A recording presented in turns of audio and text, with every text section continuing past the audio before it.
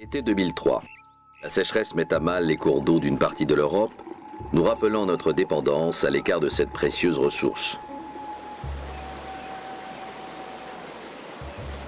Pays d'eau vive, le département de la Lozère n'a pas échappé à ce phénomène préoccupant, constaté de manière plus ou moins chronique par une équipe de scientifiques, mobilisée depuis plusieurs années par l'étude hydrologique du bassin versant du Haut-Tarn. Initiée par le Parc national des Cévennes, cette étude avait pour objectif de faire un état des lieux de la ressource en eau et de connaître les fonctionnements hydrobiologiques d'un territoire naturel peu modifié par l'activité humaine. L'idée, c'était de confronter le fonctionnement des différents bassins versants selon les types de végétation et ensuite de comparer les différents types de gestion pouvant être pratiqués sur ces bassins versants. Et on a pu, au bout de 20 ans de travaux de suivi, détecter le rôle quantitatif de chacun de ces paramètres écologiques, notamment le climat et le sol intervient pour plus que les types de végétation ou d'écosystèmes. Et eux-mêmes, ces écosystèmes interviennent beaucoup plus dans le fonctionnement que les activités humaines. Et c'est dans ce cadre-là qu'au bout d'un certain nombre d'années de suivi, on a pu engager un processus d'élargissement à l'ensemble du Haut-Tarn pour mesurer ces phénomènes et éventuellement préconiser des gestions adaptées.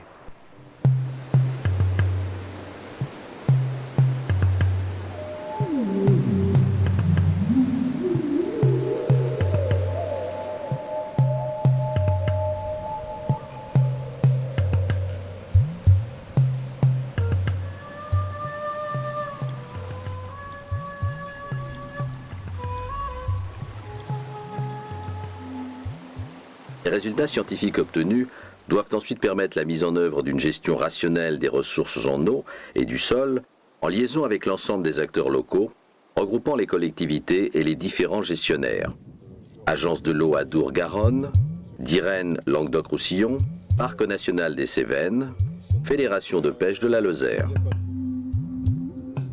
Pour appréhender la globalité des interactions entre climat, nature des sols, hydrologie et habitat piscicole, une équipe pluridisciplinaire s'est constituée autour de Claude Martin, chargé de recherche au CNRS, associant des chercheurs du CNRS pour l'hydrologie et l'hydrochimie, du CEMAGREF pour l'hydrobiologie, ainsi qu'une équipe du Conseil supérieur de la pêche pour la ressource halieutique.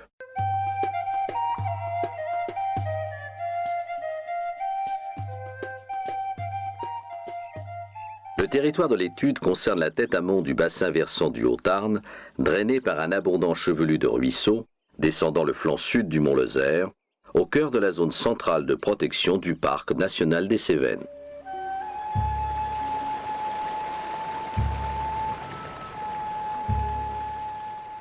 Le mont Lozère est un massif granitique élevé, émergeant des schistes, qui constituent la bordure méridionale du massif central. Il subit à la fois l'effet des influences climatiques océaniques sur son flanc nord et méditerranéennes au sud, avec un caractère montagnard dû à l'altitude. Le comportement hydrologique des cours d'eau traduit ces conflits climatiques et malgré une pluviométrie moyenne élevée, les situations d'étiage sont pourtant sévères. C'est le constat de Jean-François Didon-Lescaut, ingénieur au CNRS, qui depuis 20 ans assure par tous les temps la continuité des mesures scientifiques. 200 mm, ça fait ça. Il y a eu un passage à 32 cm là-bas, 32,7 cm. Et puis, 1-2 heures plus tard, c'est revenu à zéro. Quand j'ai commencé ce travail, il fallait tous les hivers faire les tournées à ski. Maintenant, l'enneigement est beaucoup plus fugace, donc ça c'est une réalité. La conséquence, c'est que ce paquet neigeux qui fondait progressivement disparaît, et donc ça amène à une moindre réserve en eau en début d'été. Donc ça c'est important, je dirais, pour le maintien de l'activité agricole en période estivale.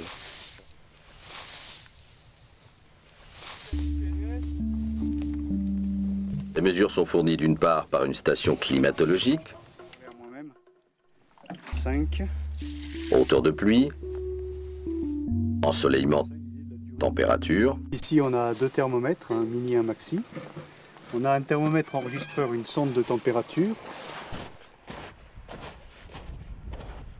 D'autre part, les débits des cours d'eau et leur acidité, mesurés par le pH, sont également relevés sur des stations hydrométriques qui contrôlent chacune un bassin versant caractérisé par sa superficie, sa géologie, son relief et sa couverture végétale.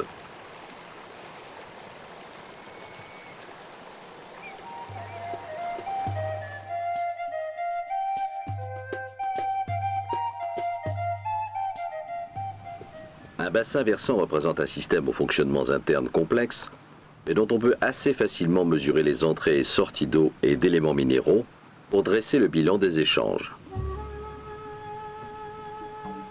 En hydrologie, la pluie est le paramètre d'entrée. La hauteur de pluie rapportée à la superficie du bassin versant donne le volume d'eau reçu. La pluie se transforme pour partie en écoulement et la mesure des débits fournit le volume d'eau exporté. En période de basses eaux, l'écoulement est alimenté par des eaux infiltrées profondément qui constituent une réserve plus ou moins abondante selon la nature du substrat, l'intensité de sa fracturation et son degré d'altération. Enfin, une partie de l'eau est évacuée vers l'atmosphère sous l'effet de l'évaporation et surtout de la transpiration du couvert végétal.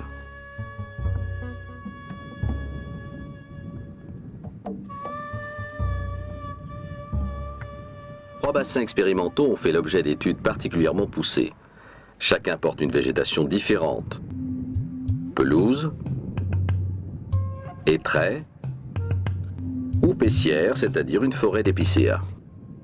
À volume de pluie égal, l'écoulement le plus fort correspond au bassin en pelouse.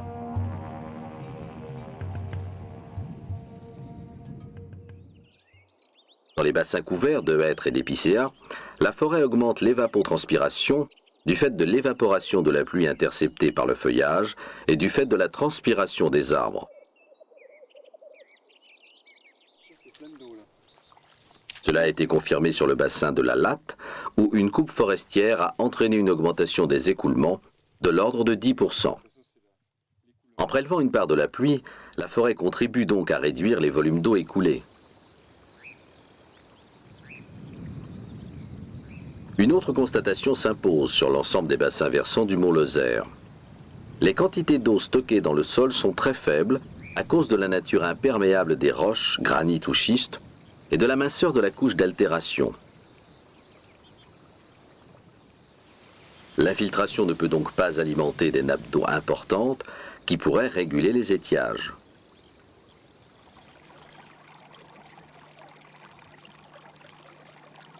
De ce fait, découle la façon dont s'est établie au cours du temps l'occupation humaine sur le mont Lozère.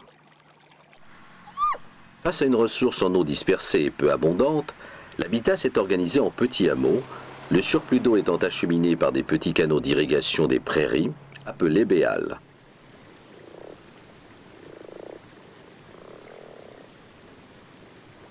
Autrefois, en gros, chaque village avait sa source. Et cette source était une source classique pendant 10 ou 11 mois de l'année. Et puis les 2 mois un peu durs d'été, de sécheresse, parce qu'on est un climat quand même avec influence méditerranéenne, ces sources avaient tendance à tarir et par contre tous les villages avaient ce qu'on appelle ici des béals. Et ces béals en fait arrivaient juste au-dessus des sources.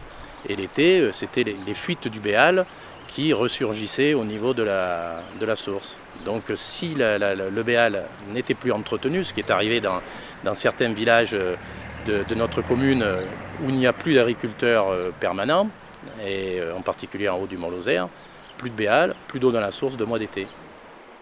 Aujourd'hui, l'habitat et les activités se concentrent. Aussi, le problème se pose de mobiliser davantage la ressource en eau. Pour accueillir la population touristique l'été, on a besoin d'une ressource qui soit à la fois fiable et régulière. C'est ce qui avait conduit la commune, il y a quelques années, à faire une prise d'eau sur le Haut-Tarn, 4 à 5 km après sa source. Et actuellement, on est à la mise en conformité de ce captage et on se retrouve à avoir des problèmes avec les normes de la loi sur l'eau, qui d'un côté nous demande de ne pas prélever plus du 10e du cours d'étiage, ce qui est logique. Et ça, on arrive à la respecter. Mais par contre, de laisser dans le Tarn le 10e de ce qu'ils appellent le module, c'est-à-dire le débit moyen sur l'année.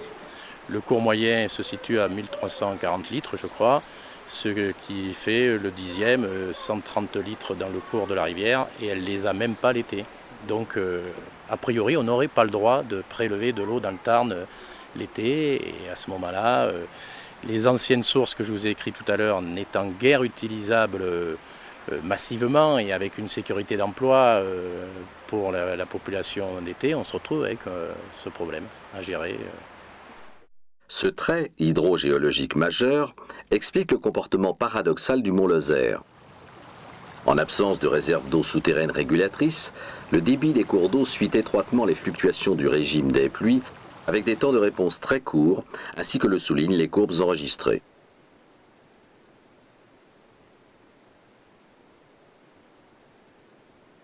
Les débits de pointe sont élevés et les décrues sont rapides. Pour peu que les pluies soient espacées, de très faibles débits sont rapidement atteints. Dans ce contexte, la protection des zones tampons humides, comme les tourbières, est une nécessité pour lutter contre l'assèchement du milieu. Cette érosion, en amenant la nappe en affleurement de façon très prolongée au cours de l'année, a permis le développement de la tourbière. Cela étant, avec l'hétérogénéité du matériel, 10 mètres en aval, l'eau a disparu dans les arènes.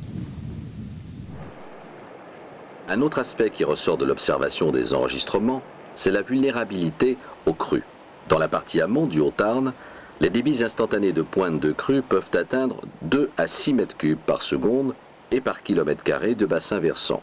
Même en tenant compte de l'amortissement de ces débits spécifiques avec l'accroissement de la taille des bassins versants, la violence des écoulements est un facteur d'exposition des fonds de vallée aux inondations. Le Tarn est très capricieux, des étiages l'été très sévères. Par contre, à l'automne, soit au mois de septembre, à l'équinoxe, soit au mois d'octobre, des crues spectaculaires. Il y a 4 ou 5 ans, le Tarn rasait le haut du pont qu'on voit à l'arrière. Ça donne un petit peu l'idée des crues qu'il peut y avoir.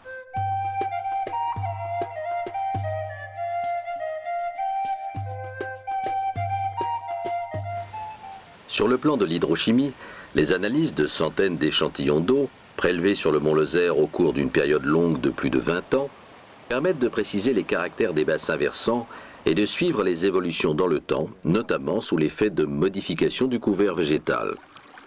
De fait, l'acquisition de la composition chimique des eaux écoulées par les ruisseaux met en jeu des phénomènes nombreux qui se produisent sur les versants, souvent en interaction. Les pluies sont généralement acides, car leur composition est influencée par la pollution atmosphérique générale de l'hémisphère nord, qui fournit du soufre et de l'azote. Ces apports acides restent cependant modestes, la région étant loin des sites industriels. Parfois, des pluies rouges chargées de poussière saharienne riche en calcium participent à la neutralisation de l'acidité. Au cours de la traversée des sols enrichis en humus, les eaux se chargent en gaz carbonique, ce qui accentue encore leur acidité. Elles entraînent alors plus facilement les cations, et notamment le calcium, le potassium et le magnésium, qui sont des éléments nutritifs de la matière vivante. Les eaux des sources sont acides, mais leur acidité est essentiellement liée au gaz carbonique dissous. Très rapidement, après dégazage et mise en équilibre avec l'atmosphère, elles se rapprochent de la neutralité. D'après les suivis réalisés sur les sols et sur les eaux, l'acidité du milieu reste un facteur stable. Le bilan hydrochimique entre les entrées mesurées dans les pluviographes et les sorties mesurées au niveau des stations hydrométriques donne une indication sur l'évolution, enrichissement ou appauvrissement du stock d'éléments minéraux des bassins versants sur lesquels les coupes forestières ont des effets particulièrement sensibles. On conçoit bien quand on fait l'écobuage, quand on brûle une surface de genêt, il va y avoir des éléments de matière qui vont partir. Alors certains vont aller sous forme de cendres et vont se reminéraliser, d'autres vont partir par voie atmosphérique, vont être volatilisés. Quand on coupe des arbres, c'est une partie des éléments du sol qui va partir au moment de la coupe. Ça se produit au moment des rotations. Donc c'est la façon dont la coupe sera faite, la façon dont on traitera les les résidus d'exploitation, les rémanents, tout ça va avoir des incidences sur le bilan minéral du sol. À titre de comparaison, le fonctionnement d'une pelouse pâturée conduit à une perte plus réduite des éléments minéraux, même en tenant compte de la pratique de l'écobuage qui favorise l'exportation de calcium et de potassium. À l'heure actuelle, il y a fermeture du milieu, ou plutôt continuation de la fermeture du milieu amorcée depuis les travaux de reforestation, avec des effets bénéfiques évidemment sur l'érosion, qui est maintenant pratiquement l'érosion mécanique, qui est maintenant pratiquement négligeable. Bon, nous sommes à la fin d'une première rotation en termes de sylviculture. Sylviculture fondée essentiellement sur les résineux, alors que les traits sont des traits de régénération naturelle. Donc il est difficile, dans l'état actuel des choses, de tirer une conclusion qui soit totalement définitive. Il reste que les risques semblent limités dans le cadre de la gestion sylvicole qui est menée sous l'initiative du Parc national des Cévennes.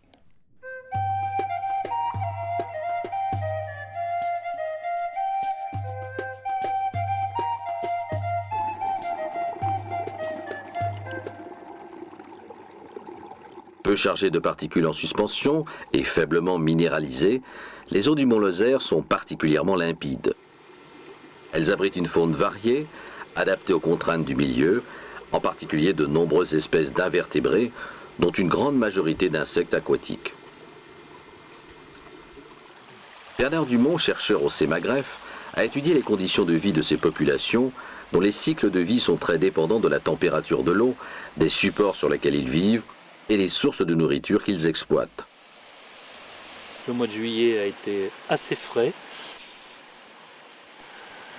avec des eaux inférieures à 10 degrés, pas mal hein, quand même au mois de juillet.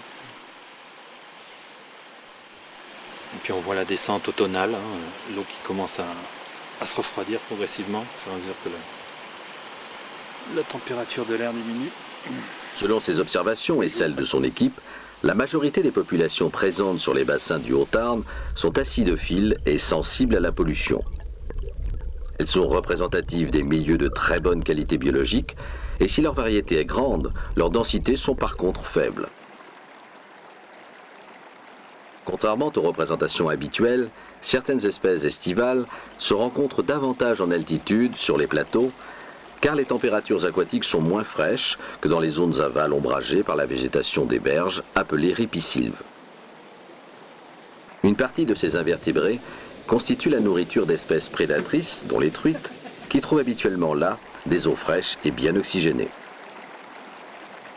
Dans le cadre de l'étude des bassins versants, la délégation régionale du Conseil supérieur de la pêche a engagé avec l'appui de la brigade départementale de la Lozère un suivi de la ressource halieutique.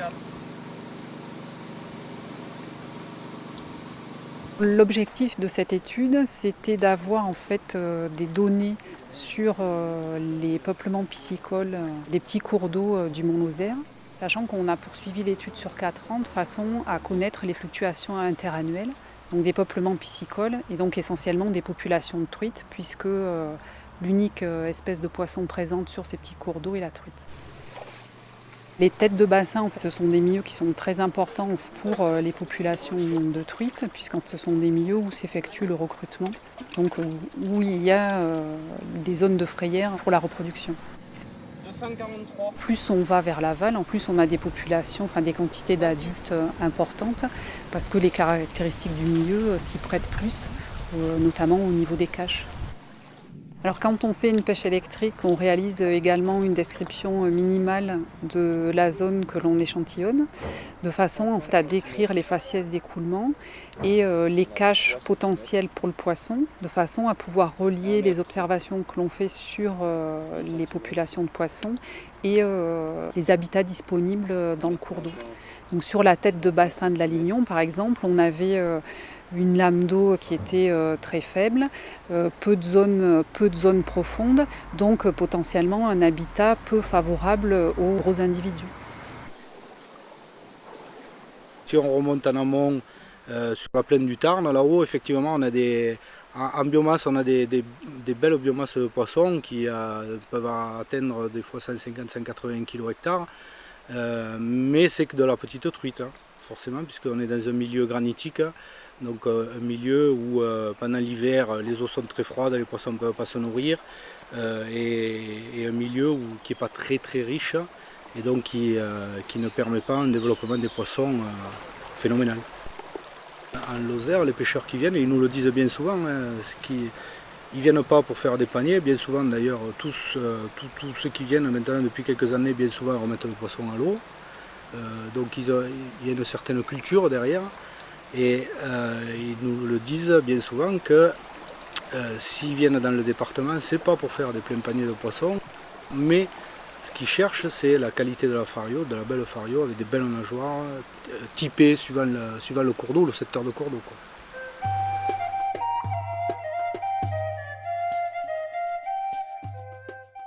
Ce rôle du parc dans la gestion de l'espace est fondamental, notamment pour la problématique des milieux ouverts, qui conditionne en partie un écoulement plus important, la précaution aussi en termes de préservation de milieux humides, concaves, pour éviter des drainages trop rapides.